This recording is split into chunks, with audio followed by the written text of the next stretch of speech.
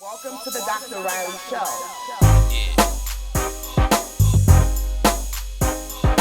I'm your host,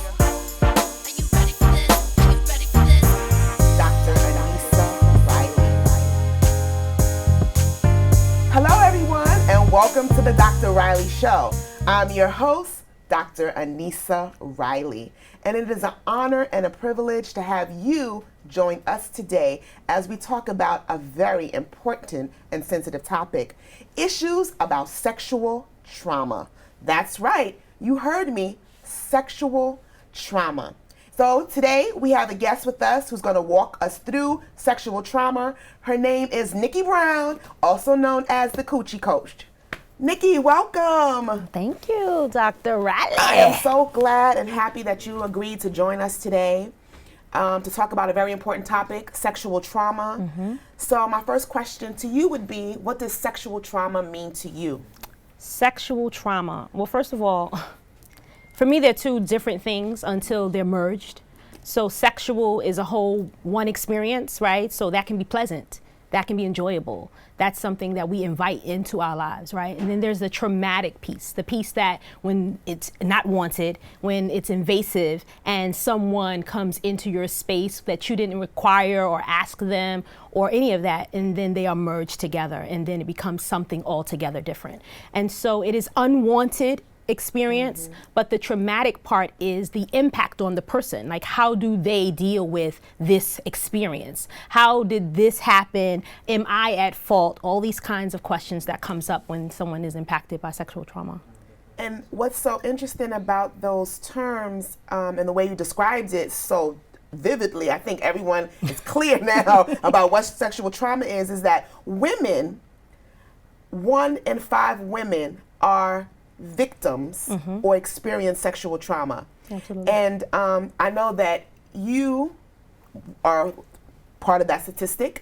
So can you just share a little bit about your experience? Well, one, I want to say something about statistics, because I have these statistics that I say when I speak in front of audiences, and I use this thing. It's every 97 seconds, someone is impacted by something that I call sexually mishandled. So we throw sexual trauma in there, but sexually mishandled could be anything from somebody fondled you that you didn't want to somebody actually took a part of your body in a way that you didn't want it to happen. So that's every 97 seconds, someone is having that experience, right? And then 97% of teenagers, right, are experiencing what they call premarital sex. I don't know what that is because most people ain't getting married, and when they do, 50% of them are getting a divorce, but whatever, right? So every 97% are experiencing that. And then you have another 97% of some other number I can't remember, but it's like something that's happening often, right? But what's not happening is like there's not a 97% of people are telling the right? story. 97% of these people are getting victories over it, but people are suffering. Yeah. And so a lot of times it is imperative that we have safe spaces. When someone says, this has happened to me, how are they received, right? Are they looked at like, what the hell did you do? And let me stop you right there, because when you talk about a safe space, that's the reason why we wanted to create this platform today, so that people can know that, yes, it's okay to talk about it, it's okay to share, it's important to talk about it, it's important to share, and you're not alone. Exactly.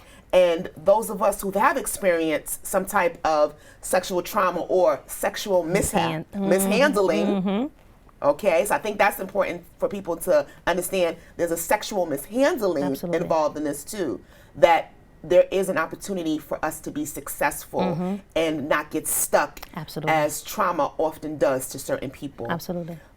So you're 1 or 97-second mishandling. I'm a statistic, but I'm a variety of statistics. So I feel like, my 97 seconds happened when I was 8, right? Another 97 seconds happened.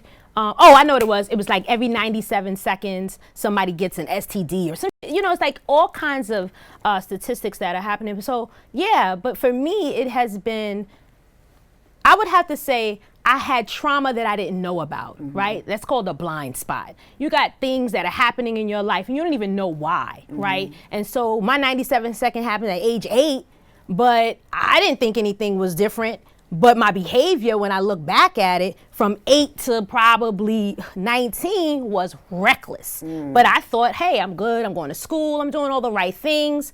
I didn't see that as a problem. It wasn't until I started to really focus in on that issue that I was like, oh, snap, this really had an impact on my life. And so I began to address it. So you said at 8, so a lot of women had a sexual mishandling or a traumatic experience under the age of 10. Can you just give us a little understanding of what that looks like so we can be clear in our minds as to what happened? Well, what it typically looks like, it's a family member. It's someone close by. It's someone you trust, right? Because that's a big thing. When you're little, you trust everybody. And back then, I'm saying back then like I'm mad old, but we are.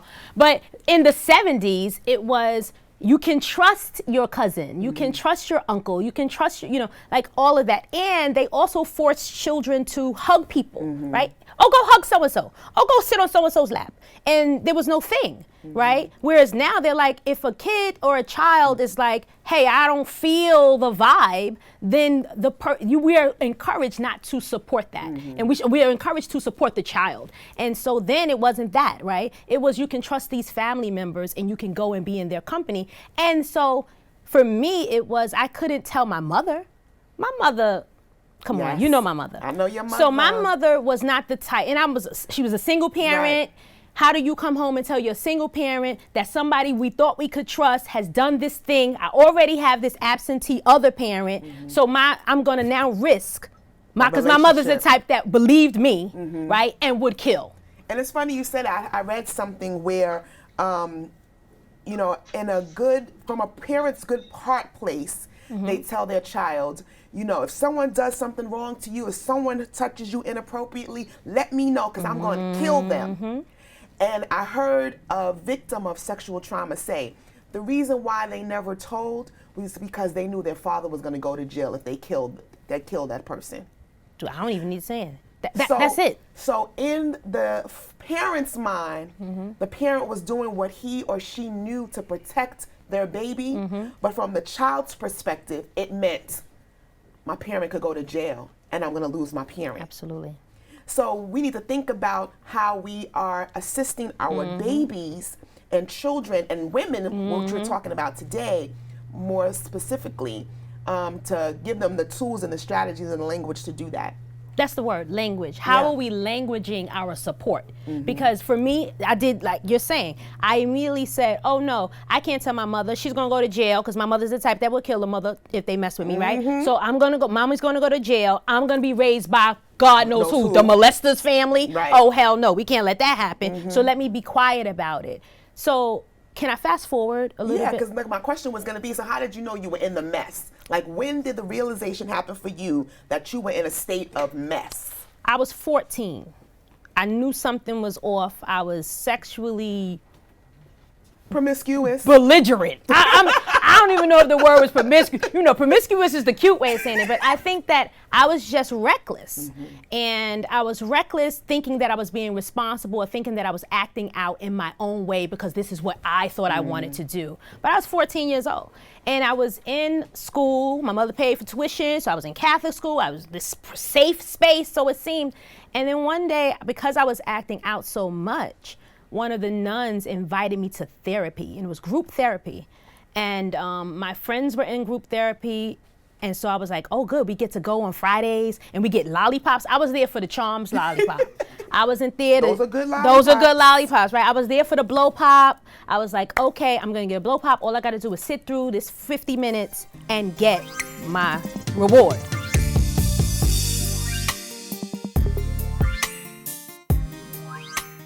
This is what kings and queens do. This is absolutely normal.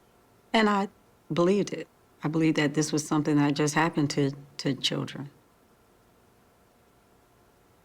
As I got older, it got more progressive. At age 15, he had sex with me. It was so much brainwashing to the point where I didn't even love myself. It made me promiscuous. It made me think that drugs were the only way out. It's like I was looking for love in all the wrong places. So I had to forgive him and move on. I'm glad to know that there's somebody that understands what it means to have your everything stripped from you. I just think it's just the best organization that they could have for people that are afraid to run, people are afraid to tell. Don't be afraid. Don't be afraid to tell.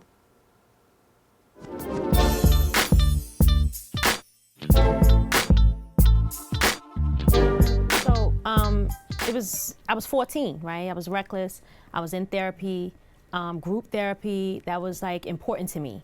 And so that is how it all started, I think. I think at 14, I started to become at least aware that something was probably awry. I mean, I really didn't address it until later on. I feel like I was resisting it for a really long time because there was who else? I mean, I didn't really talk about it even in therapy. Like, I would go and we would talk about something completely different and it would turn into a conversation about our parents. So it's like a bunch of teens talking about their parents. And we're not gonna talk about how that's how the impact. Hello, right? The trauma really where it all begins, so yeah. So I heard you say that the behavior that you displayed around 14, a little bit younger, although it may seem like, this is who I am, this is the type of person that I am, see me, hear me, because it was so belligerent, as you say, or negligent or reckless, that is the first sign that there's something happening. And I appreciate the fact that there was an educator in your life that came in and recognized that you needed some additional assistance. Absolutely. And even going to therapy at 14 is not something that we do as a people, as a people of color. And definitely not black people. And not black, but for you as 14 to say, I'm gonna go. But if it was Charms Lollipops that bring you, then go get the Charms Lollipops and get some help. Exactly. I mean, whatever it's gonna take. So we fast forward to now we're an adult. So can we share how those foundational experiences and how they were brought into your adulthood? Oh, I mean, well, I have to say, I think that I have always naturally been the kind of person that wanted answers to things. Like, I'm going to ask the question. I'm going to say the thing that nobody's going to say. I'm going to make the room totally uncomfortable, which y'all going to deal with this shit, right? There's no way that I probably could have been here without that 14-year-old experience. Even if I didn't go do anything after that, that foundation of there's another way to deal and handle. So I did some transformational work at like 35, so 14 to 35. 21 years. That I finally was like, okay, I'm gonna address this. And I sent a letter to my abuser. An email, no doubt. Ooh, that's deep. And hell, I was just learning how to use email at 35. I was like, yeah, I know it's been around for a while, but Wow. So I sent an email. I don't know how I got his email address. Let me pause you there for 1 second. Yeah. We got to take a minute right there because that is a moment of courage.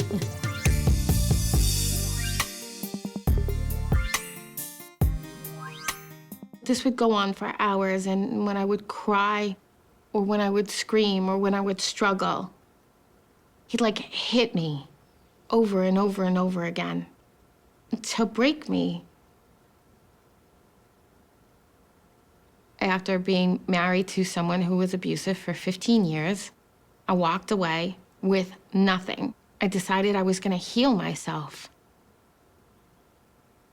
I would become a champion.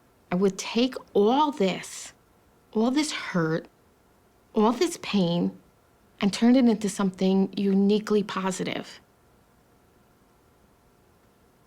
Or when someone calls you and takes you back to that place, like I feel like my heart could just come out of my chest sometimes. When you let go of shame, you're free.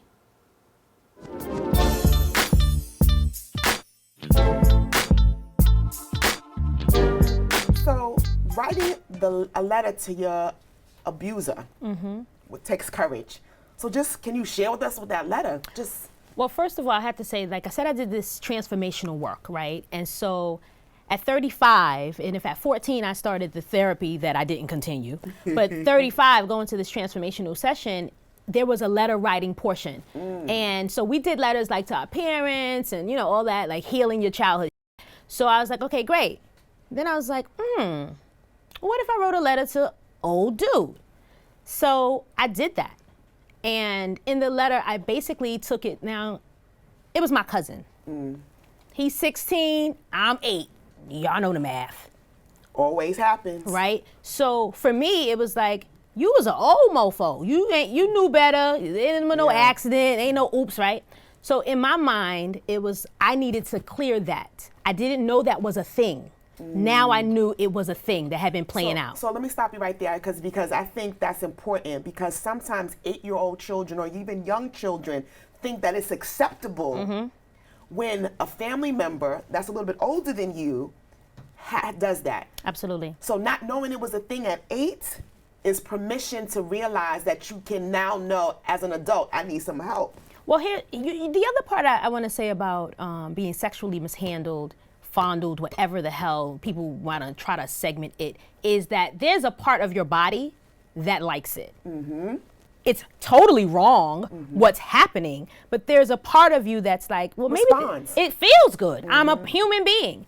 And in my case, it was like, oh, I identified that I probably like boys. He just happened to be not the boy I should probably have a liking for. And so by the time I get to 35 and I want to describe to him in this letter, because I started telling him, remember when I was 8? Yeah, you were 16. But I said it in my wonderful Dean of Student Affairs 35-year-old voice, but very descriptive. Impact. Exactly. Like, I was 8, you were 16, and this went on from 8 to like 13 or something. So it's like I had to give him that. So let me stop you. So you said from 8 to 13. So was it just sexual mishandling? Was it intercourse? What?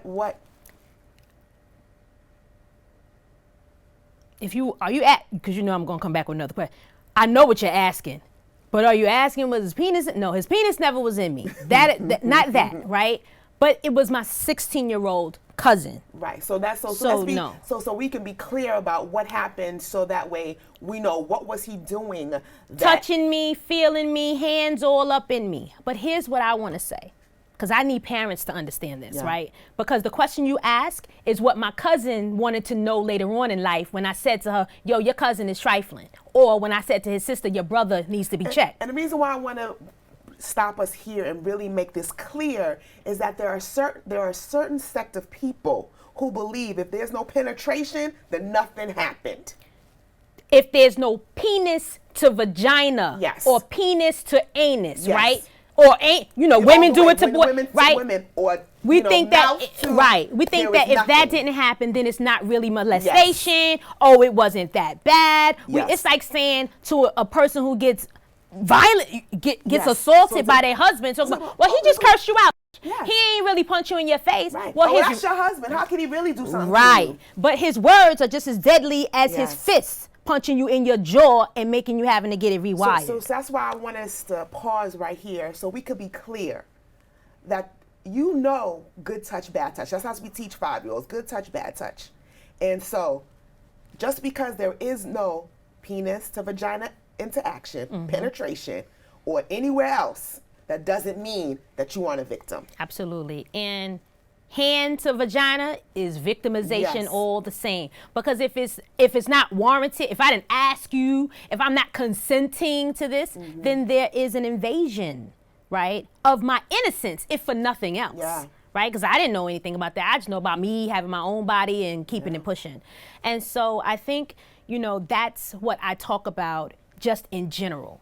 I share my story because I think that other people get an opportunity to get free from their story, but I also don't try to minimize what happened, because that's what the people who didn't have the experience do. So I can't re-victimize, re-traumatize my own damn self and trying to act like the story wasn't that deep. And my cousin would be like, well, did he, well, Nikki, he did, well, did he? I said, chick, he's 8 years older than me. Now, if I tried to date somebody 8 years older than me, there would be a problem. At 16, my mother would have been like, no, you ain't bringing that man in here to do nothing, right? So the same is true when you're 8. Right.